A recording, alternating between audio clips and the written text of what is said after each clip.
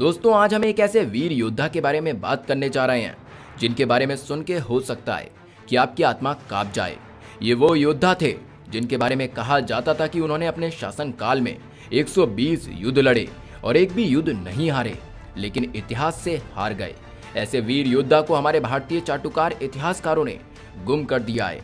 शिवाजी के पुत्र के रूप में विख्यात संभाजी महाराज का जीवन भी अपने पिता छत्रपति शिवाजी महाराज के समान ही देश और हिंदुत्व को समर्पित रहा। संभाजी ने अपने बाल्यपन से ही राज्य की राजनीतिक समस्याओं का निवारण किया था और इन दिनों में मिले संघर्ष के साथ शिक्षा दीक्षा के कारण ही बाल शंभूजी राजे कालांतर में वीर संभाजी राजे बन सके थे। दोस्तों संभाजी महाराज का जन्म पुरंदर किले में 14 मई 1657 को हुआ था। संभाजी महाराज का लालन पोषण उनकी दादी जीजाबाई के द्वारा हुआ था, क्योंकि जब वे 2 वर्ष के हुए थे तो उनकी माता साई बाई का देहांत हो गया था। संभाजी महाराज को छवा कहकर भी पुकारा जाता था। छवा का मराठी में अर्थ होता है शेर का बच्चा। दोस्तों संभाजी महाराज ने अपना पहला युद्ध 16 साल की उम्र में लड़ा था और उस युद्ध पर विजय भी हासिल की थी। इस युद्ध में उन्होंने जिस तलवार से युद्ध किया था वो लगभग 7 किलो की तलवार थी। 1680 में जब छत्रपति शिवाजी महाराज का देहांत हो गया था, फिर उन्होंने कभी पीछे मुड़कर नहीं देखा और उनके सबसे बड़े दुश्मन औरंगजेब को तहस नहस करने के लिए चल पड़े। कहा जाता है कि छत्रपति संभाजी महाराज ने 9 साल में अपने जीवन की 120 लड़ाइयां लड़ी थी, लेकिन किसी भी लड़ाई में उनको पराजय का सामना नहीं करना पड़ा। वे सभी लड़ाइयां विजय कर चुके थे। बचपन में संभाजी जब मुगल शासक औरंगजेब के कैद से बचकर भागे थे, तब वो अज्ञातवास के दौरान छत्रपति शिवाजी के मंत्री रघुनाथ कोरडे के दूर के रिश्तेदार के यहाँ कुछ समय के लिए रुके थे। वहां संभाजी लगभग 1 से 1.5 वर्ष के लिए रुके थे। तब संभाजी ने कुछ समय के लिए ब्राह्मण बालक के रूप में जीवन यापन किया था। इसके लिए मथुरा में उनका उपनयन संस्कार भी किया गया और उन्हें संस्कृत भी सिखाई गई। और इसी दौरान संभाजी का परिचय कवि कलश से हुआ। संभाजी का उग्र और विद्रोही स्वभाव को सिर्फ कवि कलश ही संभाल सकते थे। कलश के संपर्क और मार्गदर्शन से संभाजी की साहित्य की तरफ रुचि बढ़ने लगी। संभाजी ने अपने पिता शिवाजी के सम्मान में संस्कृत में बुधा चरित्र भी लिखा था। इसके अलावा मध्य काल के संस्कृत का उपयोग करते हुए संभाजी ने श्रृंगारिका भी लिखा था। दोस्तों संभाजी ने जिस वक्त सत्ता संभाली थी, उसी वक्त मुगलों के अलावा पुर्तगालियों ने भी लोगों का जीना दुश्वार कर रखा था। प्रजा पर उनके अत्याचार लगातार बढ़ते जा रहे थे। संभाजी को इसकी खबर मिली तो उनके खिलाफ मोर्चा खोल दिया। उन्होंने पुर्तगालियों पर तब तक हमले करने बंद नहीं किए जब तक उन लोगों पर जुल्म करने बंद नहीं किया गया। दोस्तों संभाजी के सैनिक लगातार पुर्तगालियों का सर्वनाश करते रहे। इसके कारण पुर्तगाली बौखला चुके थे। उन्हें समझ नहीं आ रहा था कि वो क्या करें और क्या नहीं। पुर्तगालियों ने संभाजी महाराज को रास्ते से हटाने की हर संभव कोशिश की, पर वो असफल रहे और सन 1683 आते आते संभाजी पुर्तगालियों को पराजित करते हुए लोगों को उनके जुल्मों से राहत दिलाने में सफल रहे। संभाजी महाराज ने अपने छोटे से जीवन काल में हिंदू समाज के हित में बहुत बड़ी बड़ी उपलब्धियां हासिल की थीं, जिसके प्रत्येक हिंदू आभारी हैं। उन्होंने औरंगजेब की 8 लाख की सेना का सामना किया और कई युद्धों में मुगलों को पराजित भी किया। औरंगजेब जब महाराष्ट्र में युद्धों में व्यस्त था, तब उत्तर भारत में हिंदू शासकों को अपना राज्य पुनः प्राप्त करने और शांति स्थापित करने के लिए काफी समय मिल गया। इस कारण ही वीर मराठाओं के लिए सिर्फ दक्षिण ही नहीं बल्कि पूरे राष्ट्र के हिंदू उनके ऋणी हैं, क्योंकि उस समय यदि संभाजी औरंगजेब के सामने समर्पण कर लेते या कोई संधि कर लेते तो औरंगजेब अगले 2-3 वर्षों में उत्तर भारत के राज्यों को वापस हासिल कर लेता और वहां की आम प्रजा और राजाओं की समस्या बढ़ जाती। ये संभाजी की सबसे बड़ी उपलब्धियों में गिना जा सकता है। हालांकि सिर्फ संभाजी ही नहीं बल्कि अन्य राजाओं के कारण भी औरंगजेब दक्षिण में 27 सालों तक विभिन्न लड़ाइयों में उलझा रहा, जिसके कारण उत्तर में बुंदेलखंड, पंजाब और राजस्थान में हिंदू राज्यों में हिंदुत्व को सुरक्षित रखा जा सका। दोस्तों शिवाजी महाराज के समय ही मुगलों के दबाव में हिंदू से मुस्लिम बने भाइयों की घर वापसी शुरू हो गई थी। शिवाजी महाराज ने सबसे पहले नेताजी पल्लक्कर को पुनः हिंदू बनाया था, जिन्हें की जबरन मृत्यु का भय दिखाकर इस्लाम अपनाने पर मजबूर किया गया था।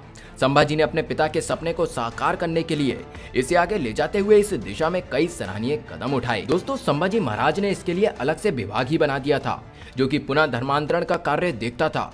इस विभाग के अंतर्गत उन समस्याओं को देखा जाता था जिसमें किसी व्यक्ति या परिवार को मुगलों ने जबरन इस्लाम बना दिया हो, लेकिन वे अपने हिंदू धर्म को छोड़ना नहीं चाहते हो और वापस हिंदू बनने की मंशा रखते हो। इसके बारे में एक प्रसिद्ध किस्सा है कि हसुल गांव में कुलकर्णी नाम का एक ब्राह्मण हुआ करता था, जिसे मुगलों ने जबरदस्ती मुसलमान बना दिया था और उसने वापस हिंदू धर्म में आने की कोशिश की, लेकिन गांव के ब्राह्मणों ने इसके लिए मना कर दिया, क्योंकि उन्हें लगता था कि कुलकर्णी अब वेद विरुद्ध पद्धति को अपनाकर अशुद्ध हो गया है। लेकिन अंत में वो जाकर संभाजी महाराज से मिला और उन्होंने कुलकर्णी के लिए पुनः धर्मांतरण की विधि और अनुष्ठान का आयोजन किया। संभाजी द्वारा किए गए इस नेक प्रयास से उस समय जैसे कोई परिवर्तन की लहर उठी और इस तरह से बहुत से हिंदू से मुस्लिम बने लोग अपने धर्म में लौट आए। सन 1683 में पुर्तगालियों को परास्त करने के बाद वे संगमेश्वर में रह रहे थे। जिस दिन वो रायगढ़ के लिए निकलने वाले थे, उसी दिन कुछ ग्रामीणों ने उन्हें अपनी समस्या बताई, जिसके चलते संभाजी महाराज ने अपने साथ केवल 200 सैनिकों की सेना को रखकर बाकी सेना को रायगढ़ भेज दिया। उसी वक्त उनके साले गनौजी शुर्के ने गद्दारी कर मुगल सरदार मुकर्रम खान के साथ गुप्त रास्ते से 5000 फौज के साथ संभाजी पर हमला कर दिया। ये वो रास्ता था जिसके बारे में सिर्फ मराठा ही जानते थे, इसलिए संभाजी महाराज ने कभी नहीं सोचा था कि शत्रु उस तरफ से भी आ सकता है। उन्होंने युद्ध का पूरा प्रयास किया, किंतु इतनी बड़ी फौज के सामने 200 सैनिकों का साथ काम न कर सका और अपने मित्र और एकमात्र सलाहकार कवि कलश के साथ वो बंदी बना लिए गए। संभाजी से बुरी तरह खफा औरंगजेब संभाजी को देखकर अपने सिंहासन से नीचे उतर कर आया और उसने कहा कि मराठाओं का आतंक कुछ ज्यादा ही हो गया था। वीर शिवाजी के पुत्र को मेरे सामने खड़ा होना एक बहुत बड़ी उपलब्धि है। ऐसा कहकर औरंगजेब ने अपने अल्लाह को याद करने के लिए घुटने टेके।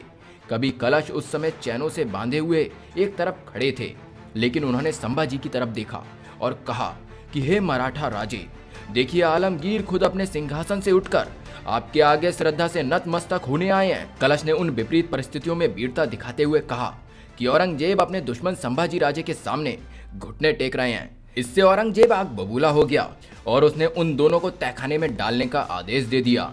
दोस्तों, मुगल नायकों ने संभाजी को सुझाव दिया कि वे यदि अपना पूरा राज्य और सभी किले औरंगजेब को सौंप दें तो औरंगजेब संभाजी की जान बख्श देगा। संभाजी ने इस बात से मना कर दिया।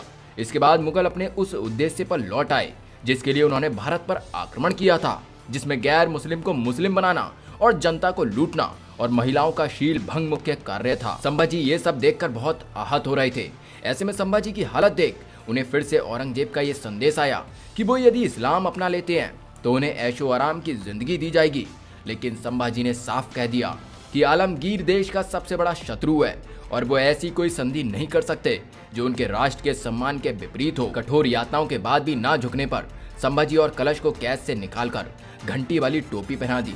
उनके हाथों में झुनझुना बांधकर उन्हें ऊँटों से बांध दिया गया और तुलापुर के बाजार में घसीटा जाने लगा।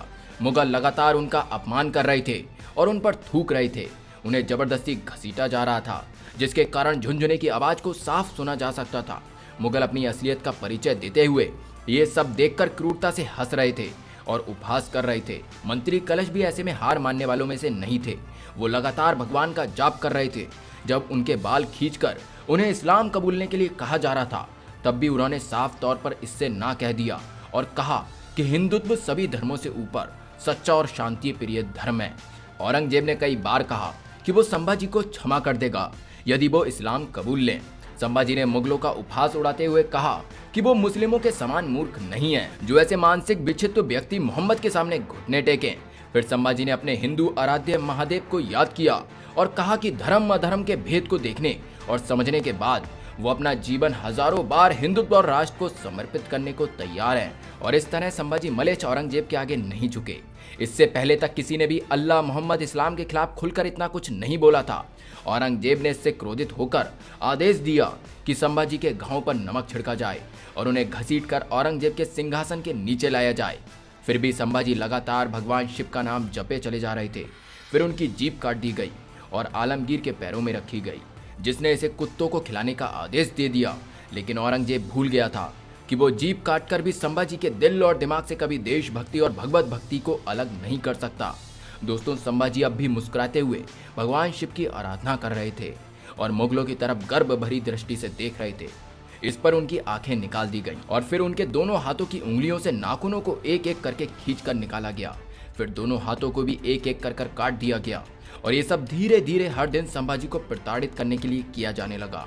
संभाजी के दिमाग में तब भी अपने पिताजी वीर छत्रपति शिवाजी महाराज की यादें थी, जो उन्हें प्रति क्षण इन विपरीत परिस्थितियों का सामना करने के लिए प्रेरित कर रही थी।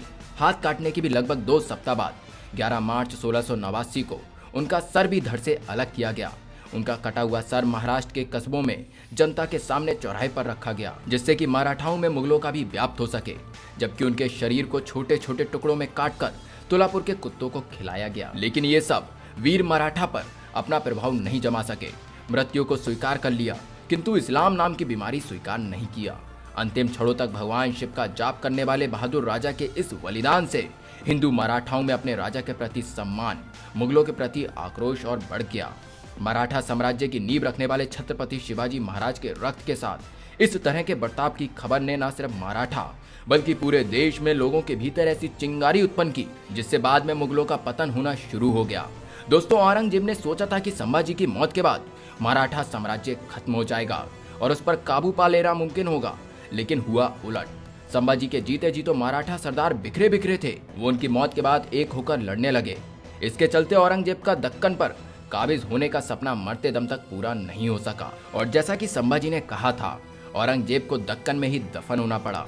दोस्तों, संभाजी महाराज ने अपने छोटे से जीवन काल में हिंदू समाज के हित में बहुत बड़ी बड़ी उपलब्धियां हासिल की थी, जिसके लिए प्रत्येक हिंदू उनका आभारी है। हम आप सभी से यही आग्रह करते हैं, ऐसे वीर योद्धा की कहानी को शेयर कर ज्यादा से ज्यादा लोगों तक पहुंचाएं। और यदि आप लोग हमारे इस कार्य में अपना सहयोग करना चाहते हैं तो हमें इस UPI ID और इस UPI नंबर पर सहयोग कर सकते हैं। हमारी कोशिश रहेगी निरंतर हम आप तक इतिहास की उन सच्ची घटनाओं को आप तक पहुंचा सके, जो हमारे चाटुकार इतिहासकार आप तक नहीं पहुंचा सके या पहुंचाना ही नहीं चाहा। तो दोस्तों, आज की वीडियो में बस इतना ही। चलिए मिलते हैं एक और नई वीडियो के साथ। जय हिंद।